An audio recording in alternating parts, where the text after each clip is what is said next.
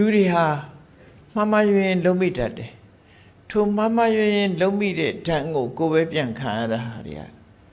ခံရတဲ့အချက်တွေနဲ့ပတ်သက်ပြီးတော့ဟောထားတယ်ယောအထံဒေနယောထံဒေနအထံဒေတုတဲ့လူတယောက်ကိုနှိမ့်ဆက်ညှဉ်းပန်းမှုမလုပ်သင့်တဲ့ပုဂ္ဂိုလ်နှိမ့်ဆက်ညှဉ်းပန်းမှုမလုပ်သင့်တဲ့ပုဂ္ဂိုလ်ဆိုတာကိုယ့်ပေါ်မှာကျေးဇူးရှိတဲ့ပုဂ္ဂိုလ်နော်ကိုကျင့်တရားကောင်းမွန်တဲ့ပုဂ္ဂိုလ်ဥပသာသမီဘက်ကကြည့်ပဲဆိုရင်နှိမ့်ဆက်ညှဉ်းပန်းမှုမလုပ်သင့်တဲ့ပုဂ္ဂိုလ်ကကိုယ့်အမေကိုယ့်အဖေကိုယ့်ရဲ့အသက်ရွယ်ကြီးတဲ့ကိုယ့်အကိုကြီးအမကြီးတွေကိုယ့်ရဲ့ကြီးတဲ့ပုဂ္ဂိုလ်တွေအပြစ်မရှိတဲ့ပုဂ္ဂိုလ်တွေကိုကျင့်တရားကောင်းတဲ့ပုဂ္ဂိုလ်တွေဘာမှအပြစ်မရှိတဲ့ပုဂ္ဂိုလ်တွေကိုတွားပြီးတော့ကိုယ်ကနှိမ့်ဆက်ညှဉ်းပန်းမှုမလုပ်သင့်ဘူးအပရုဋ္ဌေတုထုတ်တတိအဲ့ဒီလိုမညှဉ်းဆဲမလုပ်သင့်တဲ့ပုဂ္ဂိုလ်လုံးမိတယ်အပရုဋ္ဌေတုထုတ်တတိမပြစ်မှားတတ်တဲ့ပုဂ္ဂိုလ်မပြစ်မှားတတ်တဲ့ပုဂ္ဂိုလ်ဆိုတာကိုယ်ပေါ်မှာကျေးဇူးရှိတဲ့ပုဂ္ဂိုလ်မျိုးနော်သီလသမာဓိနဲ့ပြည့်စုံတဲ့ပုဂ္ဂိုလ်မျိုးတွေလူတော်လူကောင်းတွေဘာမှပြောလောက်အောင်ပြစ်မရှိပဲနဲ့သွားပြီးတော့မပြစ်မှားတတ်တဲ့ပုဂ္ဂိုလ်တွေကိုပြစ်မှားမိပြီဆိုလို့ရှိရင်ဆိုးကျိုးတွေဟာဒီလှုပ်တဲ့ပုဂ္ဂိုလ်စီကိုရောက်လာတတ်တယ်ကံကြမ္မာရဲ့သဘာဝကိုမြတ်စွာဘုရားပြောအဲ့ဒီလိုလှုပ်တဲ့ပုဂ္ဂိုလ်တွေကတတိပညာအားနည်းလို့လှုပ်ကြတာပဲဖြစ်တယ်ပေါ့တတဏမဉ္ဇတရံဌာနံခိပ္ပမေဝနိဂိစတိသူဟာဆိုးဝါးတဲ့အတွေ့အကြုံ10မျိုးနော်ရည်တွက်ပြထားတယ်မပြစ်မှားတဲ့ပုဂ္ဂိုလ်ပြစ်မှားတယ်မညှင်းဆဲလိုက်တဲ့ပုဂ္ဂိုလ်သွားညှင်းဆဲပြီးတော့ပြစ်မှားမိပြီဆိုလို့ရှိရင်တော့ဒဏ်10ပါးလို့ခေါ်ကြတယ်ပေါ့နော်ဗမာစကားမှာဒဏ်10ပါးအပြစ်10မျိုးသင်ရောက်တတ်တယ်တဲ့သူခန္ဓာကိုယ်အပြစ်10မျိုးရောက်ရှိလာတတ်တယ်မပြစ်မှားတဲ့ပုဂ္ဂိုလ်ပြစ်မှားလို့ရှိရင်အပြစ်ဒဏ်10မျိုးသူတဏ္ဍမှာရောက်ရှိလာတတ်တယ်လင်းလင်းမြန်မြန်ကြီးရောက်ရှိလာတယ်ဆိုတော့ဒီဘဝမှာနေမဲ့ခံရတတ်တယ်လို့ပြောတယ်ဒီဘဝမှာနေမဲ့ဒီအပြစ်တွေဟာတုံ့ပြန်ပြီးတော့ရောက်ရှိလာတတ်တယ်ဩစတြေးလျကအသုံးပြုတဲ့ Aborigine ဆိုတဲ့ကျွန်းနေလူရိုင်းနေအသုံးပြုတဲ့ဘူမရင်းဆိုတဲ့လက်နဲ့ကြီးအကြောင်းကြားဖို့ကြလိမ့်မယ်ကောက်ကောက်တော့ကောက်ကောက်ချီအဲ့ဒါကိုကောင်းကင်ကိုပြစ်တင်လိုက်လို့ရှင်အဲ့ဒီဘူမရင်းကကိုယ်စီပြန်ရောက်လာဘူမရင်းဆိုတဲ့လက်နဲ့ကြီးပြစ်လိုက်ရင်ကိုယ်လက်ထဲပြန်ရောက်လာအဲ့ဒါလိုပဲကိုလှုပ်တဲ့အလုပ်တွေဟာကိုယ်စီကိုပြန်ရောက်လာတတ်တယ်ကံကြမ္မာရဲ့သဘာဝအဲ့တော့အပြစ်10မျိုးဒဏ်10ပါးသင့်တတ်တယ်လို့ဆိုလိုတယ်အဲ့ဒဏ်10ပါးကဘာတွေတုံးလို့ဆိုလို့ရှင်ဝေဒနံဖရုတံဇာနေဘဝတစ်ခုပြတ်သွားလောက်အောင်ပြင်းထန်တဲ့ယောဂဝေဒနာဖြစ်လာတယ်လောက်ကင်စားတော့မှုမရအဲ့လိုပြစ်မှားပြီးပြီဆိုရင်ကိုယ်မှ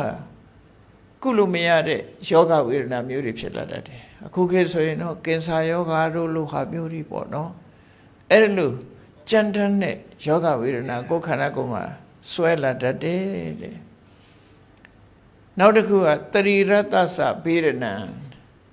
ကိုယ်ခန္ဓာကိုယ်မှာပျက်စီးမှုတွေနဲ့ကြုံရတဲ့ဥမာလက်ပြတ်တယ်ခြေပြတ်တယ်မျက်စိကန်းတယ်စသဖြင့်ခန္ဓာကိုယ်ရဲ့ပြိုကွဲပျက်စီးမှုတွေကိုခံရတတ်တယ်နံပါတ်3ကဂရုကံဝါပိအာဘာဒံတကယ်ကိုအော်ဟစ်နေရလောက်အောင်ဒါကျင်နှိမ့်ဆက်တဲ့ယောဂဝေဒနာမျိုးခံစားရတတ်တယ်စိတ်ညစ်မှုတန်ခံရတယ်လို့ယောဂဝေဒနာတန်တွေကိုလည်းခံရတယ်လို့သူဆိုတယ်စိတ်တဲ့ခေပန်းစပါပုနေယူသွတ်တဲ့အနေထားမျိုးထိအောင်ရောက်ရှိသွားနိုင်တယ်အလိုလျောက်လူဟာယူနှံ့တဲ့ဘဝကိုလည်းပဲရောက်သွားနိုင်တယ်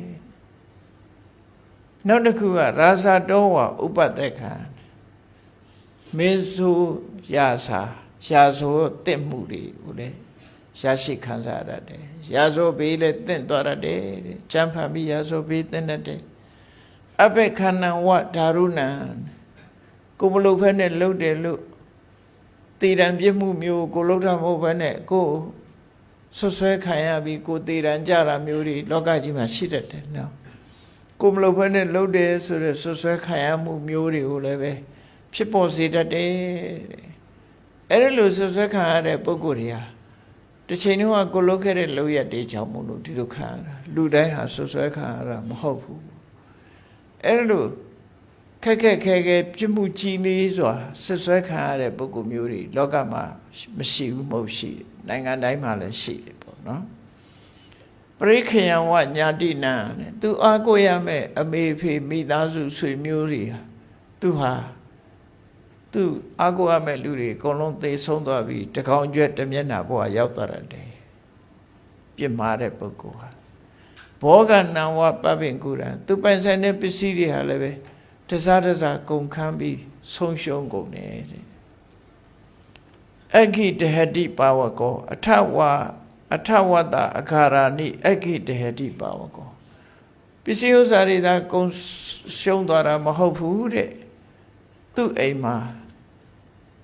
သူပိုင်ဆိုင်တဲ့အိမ်တွေကလည်းပဲမီးလောင်ခံရတတ်တယ်သူမျက်စိကမီးလောင်တာမဟုတ်ပေမဲ့လို့ဘယ်ကနေစလောင်မှမသိဘဲနဲ့လောင်တာတွေခဏခေတ်တောင်ရှိတတ်တယ်လောင်တာအကြောင်းရှာမရတဲ့ကဝါရလျှော့ပေါ့နော်ဝါရလျှော့ဖြစ်တယ်ဆိုပြီးတော့အကြောင်းပြလိုက်ကြတာအဲ့တော့လောင်မီးဆိုတာလည်းရှိတတ်တယ်သူကသူ့အလိုလျောက်မီးကဖြစ်ပေါ်လာပြီးတော့လောင်သွားတယ်တချို့အိမ်တွေမှာအဲ့လိုမျိုးတွေကြုံရတယ်အခိ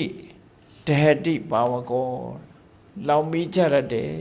ပျက်စီးလာဖို့ကြုံလာလို့ရှင်လူဟာဒီလိုဒုက္ခမျိုးတွေအမျိုးစုံကြုံရတယ်အဲ့တော့ဓာတ်ဆယ်ပါးသင်ရောက်တယ်ဆိုတာအခုလက်ရှိဘဝတည်မဲ့အခုလိုအကျိုးဆက်တွေဟာ6မျိုးလောက်6မျိုးတည်းကတစ်ခုဖြစ်ပေါ်လာတတ်တယ်မပြစ်မှားတဲ့ပုဂ္ဂိုလ်ပြစ်မှားပြီဆိုရင်ဓာတ်ဆယ်ပါးသင်တတ်တယ်ဆိုတာအခုဒီဘဝမှာတည်မဲ့အခုလို6မျိုးကိုဒုက္ခတွေခံရတဲ့လို့ဒါကိုမြတ်စွာဘုရားဟောတာကဲဘဝတစ်ခုအဆုံးသတ်သွားပြီဆိုရင်ကာယတဗေဒဒုပ္ပညောနိရိယံသောပပစ္စတိအသိပညာကင်းပဲပြီးမိုက်ကန်လှုပ်တဲ့ပုဂ္ဂိုလ်ဟာဒီဘဝအဆုံးသတ်သွားလို့ရှိရင်ငရဲဘုံမှာရောက်ရှိသွားတတ်တယ်သူ့ရဲ့လုပ်ရက်တွေကငရဲဘုံလည်းကြာသွားစေတယ်ဒါကိုမြတ်စွာဘုရားကမပြစ်မှားလိုက်တဲ့ပုဂ္ဂိုလ်ပြစ်မှားလို့ဓာတ်ဆယ်ပါးသင်ရောက်တယ်ဆိုတာအခုလိုတတိပေးဆုံးမဟောကြားခဲ့တာပဲဖြစ်တယ်ပေါ့